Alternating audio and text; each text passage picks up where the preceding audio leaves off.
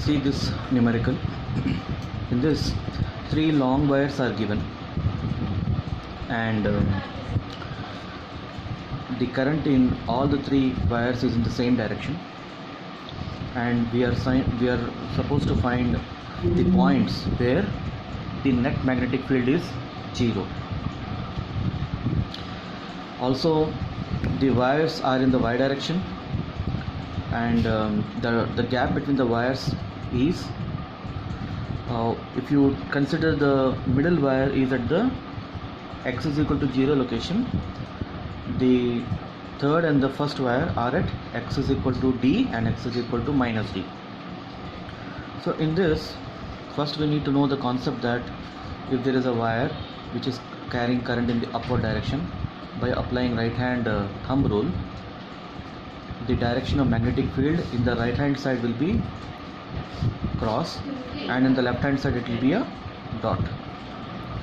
So first we need to identify at which location there is a possibility that the magnetic field will be 0. If you take, I am dividing this into 4 regions, 1, 2, 3, 4.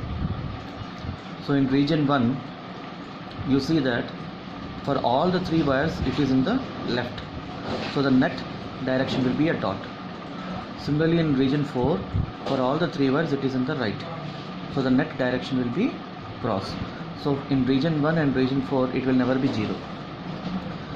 If you take in region 2 a point P, for wire 1 it is in the right, for 2 and 3 it is in the left.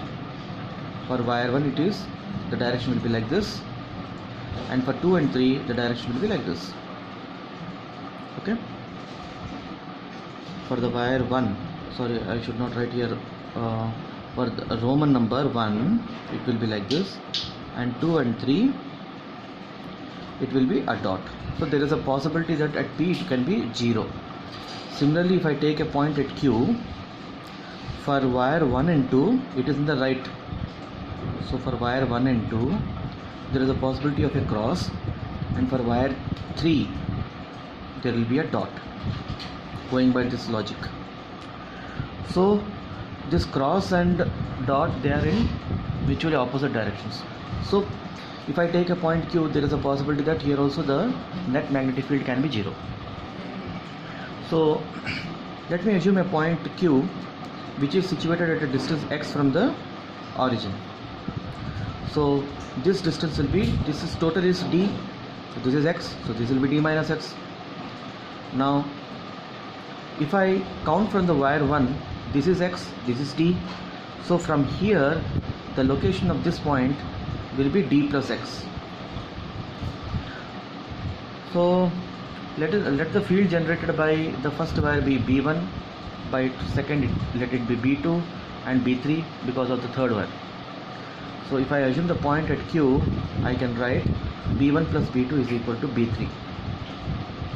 Okay, so b1 and b2 will be creating a magnetic field which is in the same direction, b3 is creating a magnetic field which is in the opposite direction. So at equilibrium they will be equal. So for a long wire, the formula is mu naught I by 2 pi r, where r is the distance of the wire and the point you have chosen. Okay, so the point is Q. If I take the first wire, it will be mu naught I by 2 pi into d plus x. From here it is d plus x.